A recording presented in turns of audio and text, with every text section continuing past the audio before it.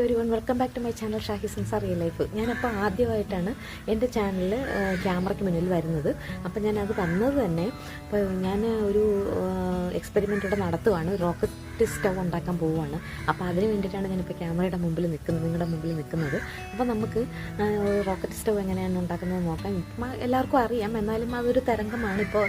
എന്നിരുന്നാലും ഞാൻ എൻ്റേതായ ഒരു രീതിയിൽ നിങ്ങളെ ഉണ്ടാക്കി കാണിക്കുകയാണ്. നിങ്ങൾക്ക് ഇഷ്ടമാണെങ്കിൽ നിങ്ങൾ പരീക്ഷിക്കുക. മാത്രമല്ല, റോക്കറ്റ് സ്റ്റവ് ഉണ്ടാക്കാന്ന് പറഞ്ഞാൽ അല്പം വിറവൊക്കെ നമുക്ക് കത്തിക്കാനുണ്ടെങ്കിൽ വീട്ടിൻ്റെ പുറത്ത് വെച്ചിട്ട് ഇതുപോലെ ഒരു സ്റ്റവ് ഉണ്ടാക്കി കഴിഞ്ഞാൽ നമുക്ക് എളുപ്പം നല്ല ചൂട് കിട്ടും. കാരണം ഒരു ഫ്ലെയിമും പുറത്ത് പോകുന്നില്ല, ഒരു ശകലം പോലും ഫ്ലെയിം ഇങ്ങനെ പുറത്ത് കാറ്റിൽ പോകുന്നില്ല. അപ്പോൾ അതുകൊണ്ട് നന്നായിട്ട് നമുക്ക് ആ ചൂട് വെക്കുന്ന സാധനത്തിന് കിട്ടും. അപ്പോൾ അത് നമുക്ക് പരീക്ഷിച്ച് നോക്കാം. അപ്പോൾ ഇതിന് ആവശ്യമായ സാധനങ്ങൾ പറഞ്ഞാൽ ഒരു ബേസ് വേണം. ബേസിലേലും കുഴപ്പമില്ല, മണ്ണ് നല്ല മണലിട്ടിട്ട് അതിൻ്റെ പുറത്ത് ചെയ്യാൻ പറ്റും. അപ്പോൾ പിന്നെ ഒരു നെറ്റ് വേണം. അതായത് പിന്നെ വിറക് വെക്കുന്നതിനായിട്ട് താങ്ങി നിൽക്കുമ്പോൾ ഒരു നെറ്റ് വേണം, അതിൻ്റെ അടിയിൽ ചാരം വീഴുന്നതിന് വേണ്ടിയിട്ടാണ്. പിന്നെ 24 കട്ട വേണം, അതായത് ഇഷ്ടിക വേണം.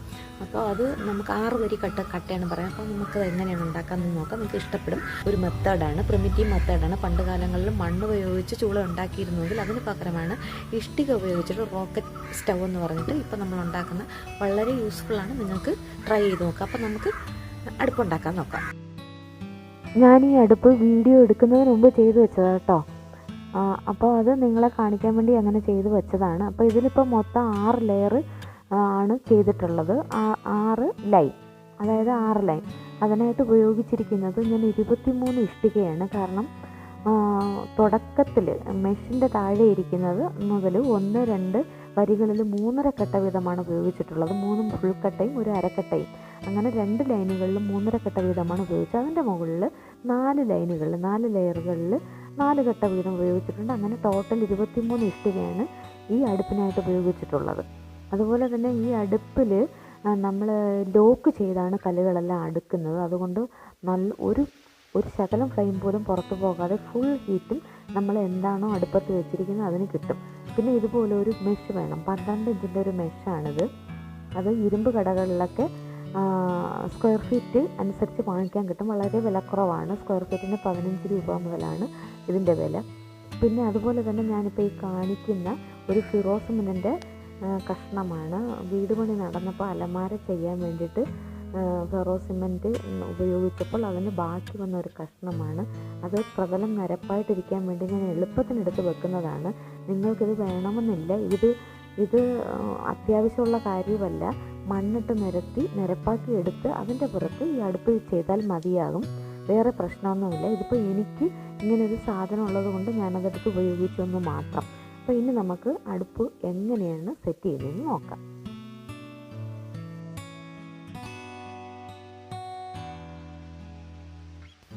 അപ്പോൾ ഞാൻ ഈ വെച്ചിട്ടുള്ള സ്ലാബിൻ്റെ പുറത്ത് ആദ്യം 3 ഫുൾ കട്ട വെക്കുക. പിന്നെ ഒരു കട്ട 2ആയിട്ട് മുറിച്ചതിൻ്റെ ഒരു പകുതിയും. അപ്പോൾ അതെങ്ങനെയാണെന്നാണ് കാണിക്കുന്നത്. ഇപ്പോൾ 2 കട്ട വെച്ചു. ആദ്യത്തെ വരിയാണ്. ആദ്യത്തെ ലെയറിൽ 3 കട്ടയും 1 ഹാഫ് കട്ടയുമാണ് ഉണ്ടാവുക. അതുകൊണ്ട് മുറിച്ച കട്ടയാണ് ഇപ്പോൾ വെക്കുന്നത്.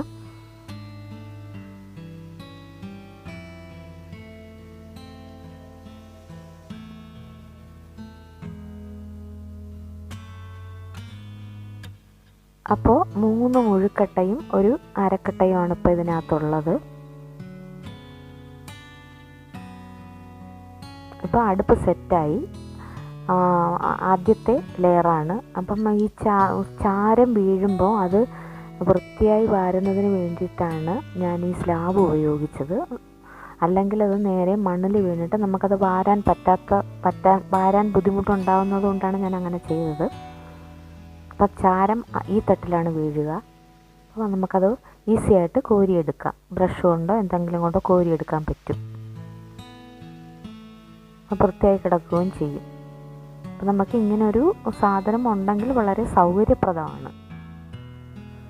ഇനി ഈ കാണുന്ന മെഷ്, ഇത് 12 ഇഞ്ചിൻ്റെ മെഷാണ് നമുക്ക് വേണ്ടത്. കാരണം നമ്മുടെ അടുപ്പിൻ്റെ സാമാന്യം അളവെന്ന് പറയുന്നത് 12 ഇഞ്ചാണ്. അപ്പോൾ അത് സാധാരണ കടകളിൽ വാങ്ങാൻ കിട്ടും. ഇരുമ്പ് കടയിൽ ഇത് വാങ്ങാൻ കിട്ടും. സ്ക്വയർ ഫീറ്റ് അനുസരിച്ചിട്ടാണ് കിട്ടുക. 15 രൂപ മുതലേ ആണ് ഇതിൻ്റെ വില. അപ്പം നമുക്കിതിലൊരു കഷ്ണം വാങ്ങി വെച്ച് ഇങ്ങനെ വെക്കാം. അപ്പോൾ ഇത് വലുതാണ്, ഒരല്പം വലുതാണ്. ഞാനത് ഗ്രിൽഡ് ചിക്കൻ ഉണ്ടാക്കുന്നതിനോട്ട് ഗ്രിൽഡ് സ്റ്റൗ ഉണ്ടാക്കുന്നതിന് വേണ്ടിയിട്ട് മുറിക്കാതെ വെച്ചിരിക്കുകയാണ്. ഇപ്പം അതിൻ്റെ മുകളിൽ നമ്മൾ ആ ചെറിയ കട്ട വെച്ചതിൻ്റെ മുകളിൽ ലോക്ക് ചെയ്ത്, അതായത് ഈ കട്ട ചേർന്ന് വരുന്ന ഭാഗം, 2 കട്ട ചേർന്ന് വരുന്ന ഭാഗം ലോക്ക് ചെയ്ത് രണ്ടാമത്തെ കല്ല് വെക്കണം. അപ്പോഴാണ് ഇത് നന്നായിട്ട് സെറ്റായിട്ടിരിക്കുക. അതിൻ്റെ ഇപ്പുറത്തായിട്ടാണ് ഹാഫ് കല്ല് വീണ്ടും വെച്ചു.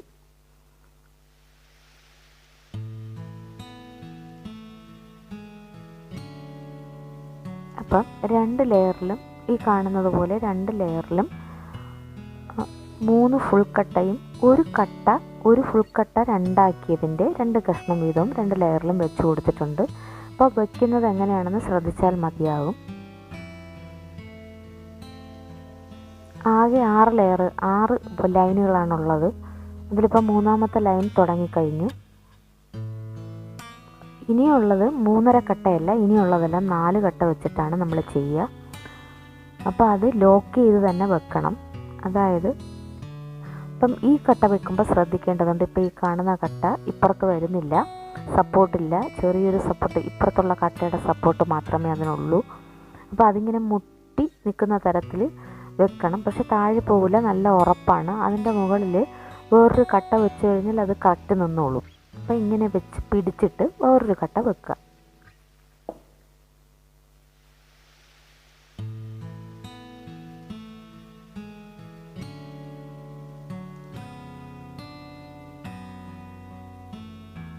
ഇപ്പോൾ അത് സെറ്റായിരുന്നുള്ളൂ. അതിൻ്റെ പുറത്ത് ഇനി 2 കട്ട കൂടി വരുമ്പോൾ ഇപ്പം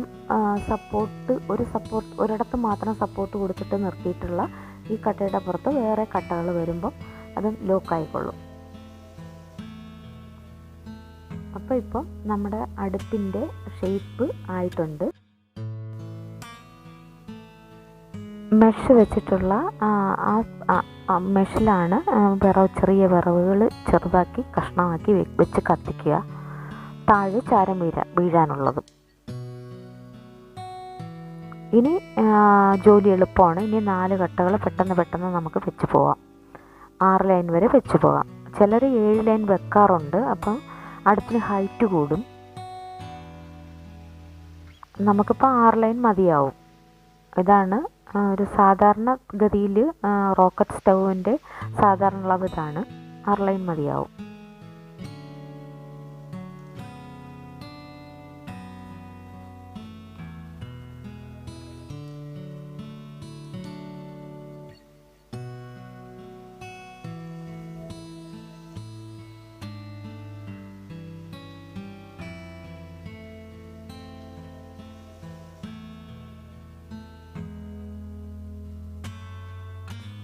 അപ്പം നമ്മുടെ റോക്കറ്റ് സ്റ്റൗവിൻ്റെ നിർമ്മാണം ഫൈനൽ ഘട്ടത്തിലേക്ക് കടന്നിരിക്കുകയാണ്. ലാസ്റ്റിലെ കട്ടകളാണ് ഇപ്പോൾ വെച്ചുകൊണ്ടിരിക്കുന്നത്, അതായത് 6ാമത്തെ ലൈൻ. അപ്പോൾ അതുകൂടി കഴിഞ്ഞ് റോക്കറ്റ് സ്റ്റൗ പൂർണ്ണമാകും.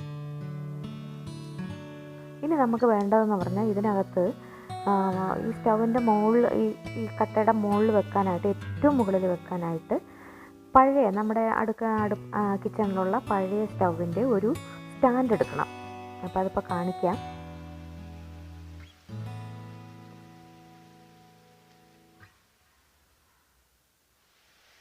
അപ്പോൾ ഇതാണ് നമ്മുടെ റോക്കറ്റ് സ്റ്റൗ. ആവശ്യത്തിനുള്ള വായു അകത്ത് കടക്കുകയും ചെയ്യും. അതുപോലെ വിറക് കത്തിക്കഴിഞ്ഞാൽ ഒരു ശകലം പോലും ഫ്ലെയിം പുറത്ത് പോകാത്ത രീതിയിൽ കിട്ടുകയും ചെയ്യും. അപ്പം ഇതാണ് നമ്മുടെ പഴയ സ്റ്റൗവിൻ്റെ ഒരു സ്റ്റാൻഡ്. പാത്രങ്ങൾ ഇരിക്കുന്നതിന് വേണ്ടിയിട്ട് എടുത്ത് വെച്ചിട്ടുള്ളതാണ്. ഞാൻ എൻ്റെ അടുക്കളയിലിരുന്നൊരു പഴയ സ്റ്റൗവിൻ്റെ പഴയൊരു സ്റ്റാൻഡ് എടുത്ത് വെച്ചിരിക്കുകയാണ്.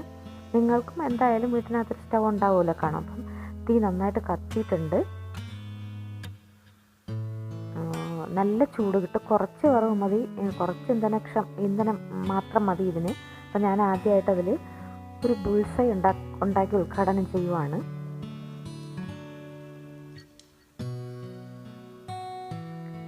നല്ല ചൂടാണ് കിട്ടുന്നത്. വളരെ യൂസ്ഫുള്ളായിട്ടുള്ളതാണ്. നമുക്ക് അല്പം വിറവുണ്ടെങ്കിൽ അത് വെറുതെ പാഴിക്കളയാതെ അടുപ്പ് കത്തിക്കുന്നവർക്ക്, താല്പര്യമുള്ളവർക്ക് ഇത് ചെയ്യാവുന്നതാണ്. അത് താല്പര്യത്തിൻ്റെത് മാത്രമല്ല, സാമ്പത്തികമായ ലാഭവും ഉണ്ട് ഇതിനകത്ത്. കാരണം ഇന്ധനത്തിന് വില കൂടിക്കൊണ്ടിരിക്കുന്ന ഈ സമയത്ത് നമുക്ക് ഗ്യാസിൻ്റെ ഓരോ ദിവസവും ഗ്യാസിന് വില കൂടി വരികയാണ്. എത്ര സബ്സിഡി ഉണ്ടെങ്കിലും ഗ്യാസിനും പെട്രോളിനൊക്കെ വില കൂടിക്കൊണ്ടിരിക്കുന്ന അവസരമാണ്. അപ്പോൾ അതുകൊണ്ട് നമ്മൾ ഇത്തരം സൗകര്യങ്ങൾ ഉപയോഗപ്പെടുത്തണമെന്നാണ് എൻ്റെ ഒരു നിർദ്ദേശം. അപ്പോൾ നമ്മുടെ ബുൾസൈ ശരിയായിട്ടുണ്ട്. കണ്ടല്ലോ എത്ര പെട്ടെന്നാണെന്നറിയോ ചൂടായി വന്നിട്ടുള്ളത്. അപ്പോൾ നമ്മൾ സാധാരണ ഗ്യാസ് അടുപ്പിൽ വെക്കും പോലെ തന്നെ എടുക്കാം. പിന്നെ ചെറിയൊരു പുകയും പുക വരുന്നത് നന്നായിട്ട് ഇവിടെ മഴ പെയ്യാൻ സാധ്യതയുള്ളൊരു കാറ്റ് വീശി വരുന്നുണ്ട്, അതുകൊണ്ടാണ് കേട്ടോ. അപ്പോൾ ആ കാറ്റ് കൊണ്ടിട്ടാണ് ഈ പുക അങ്ങോട്ട് പോകുന്ന കാറ്റിൻ്റെ ദിശയ്ക്കനുസരിച്ച് പുക പോവുകയാണ്. കുറച്ച് പൊടിയൊക്കെ പോകുന്നുണ്ട്, നല്ല കാറ്റ്. ഇപ്പം ബുൾസൈ റെഡി ആയിട്ടുണ്ട്. ഇപ്പം അത് ഞാൻ കഴിക്കാൻ പോവുകയാണ്, പക്ഷേ നിങ്ങളെ ആരെയും ക്ഷണിക്കുന്നില്ല.